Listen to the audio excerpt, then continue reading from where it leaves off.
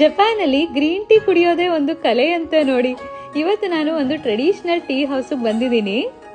Tea ತಯಾರಿ ಮಾಡೋದ್ರಿಂದ ಅದನ್ನ ಚಂದದ ಬಟ್ಲಿ ಹಾಕಿ ನಮಗೆ ತಂದು ಕೊಡೋದ್ರವರೆಗೂ ಶಿಸ್ತು ಹಾಗೆ ಶ್ರದ್ಧೆಯಿಂದ ನಡೆಯುತ್ತೆ. ಗ್ರೀನ್ ಟೀ ಜೊತೆ ವಗಾಶಿ ಅನ್ನೋ ಒಂದು ಸಿಹಿ ತಿಂಡಿನ ಕೊಟ್ಟಿದ್ದಾರೆ. ಹೇಗೆ ಕುಡಿಬೇಕು ಅಂತಾನು ಹೇಳ್ಕೊಟ್ರು. ಈ ಬಟ್ಲನ್ನ ಈ ತರ ಕೈ ಮೇಲೆ ಇಟ್ಕೊಂಡು 2 ಸಲ ನಿಧಾನಕ್ಕೆ ತಿರುಗಿಸ್ಬೇಕಂತೆ, ಆಮೇಲೆ ಕುಡಿಬೇಕು. ನಾವು ಕೂತಿರೋ ಜಾಗದಿಂದ ಗಾರ್ಡನ್ ತುಂಬಾ ಚೆನ್ನಾಗಿ ಕಾಣಿಸ್ತಾ ಇದೆ. ಇದನ್ನ ನೋಡ್ತಾ ಗ್ರೀನ್ ಟೀ ಕುಡಿತಾ ಇದ್ದೀನಿ. ಸ್ವಲ್ಪ ಜಾಸ್ತಿನೇ ಕಹಿ ಇದೆ. ಟೀ ಸೆರೆಮನಿಗೆ ಬಳಸೋ ಪಾತ್ರೆಗಳು ಸೀಸನ್ಗೆ ತಕ್ಕಂತೆ ಬದಲಾಗ್ತಿರುತ್ತಂತೆ. ಜಪಾನೀಸ್ ಅಲ್ಲಿ ಒಂದು ತತ್ವ ಇದೆ, ಅದಕ್ಕೆ ಇಚ್ಚಿಗೋ ಇಚ್ಚಿಯೇ ಅಂತಾರೆ. ಅಂದ್ರೆ ಈ ಅಮೂಲ್ಯವಾದ ಕ್ಷಣ ಜೀವನದಲ್ಲಿ ಒಂದೇ ಸಲ ಬರೋದು, ಪ್ರತಿಯೊಂದು ಕ್ಷಣಗಳನ್ನು ಸವಿಯಿರಿ ಅಂತ ಹೇಳಿ. ಎಷ್ಟು ಚೆನ್ನಾಗಿದೆ ಅಲ್ವಾ ಈ ತತ್ವ. ಅದಕ್ಕೆ ಅನ್ಸುತ್ತೆ ಇಲ್ಲಿನ ಜನ ಸಣ್ಣ ಸಣ್ಣ ವಿಷಯಗಳಿಗೂ ಹೆಚ್ಚು ಖುಷಿ ಪಡ್ತಾರೆ.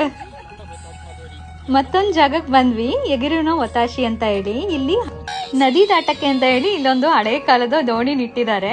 ಮುಂಚೆ ಎಲ್ಲ ಹೆಂಗಿತ್ತೋ ಅದೇ ತರನೇ. ಚಿಕ್ಕ ನದಿ ಆಗಿರೋದ್ರಿಂದ ಸೇತುವೆನ ಕಟ್ಬೋದಿತ್ತು, ಆದ್ರೆ ಹಳೆ ಕಾಲದ ಪದ್ಧತಿನ ಉಳಿಸೋದಕ್ಕೆ ಅಂತ ಹೇಳಿ ಈ ತರ ಮಾಡಿದ್ದಾರೆ. ಇವರಂತೂ ದೋಣಿಲಿರೋರ್ನೆಲ್ಲ ನಕ್ಕು ನೆಲೆಸಿ ದಡನ ತಲುಪಿಸಿದ್ರು.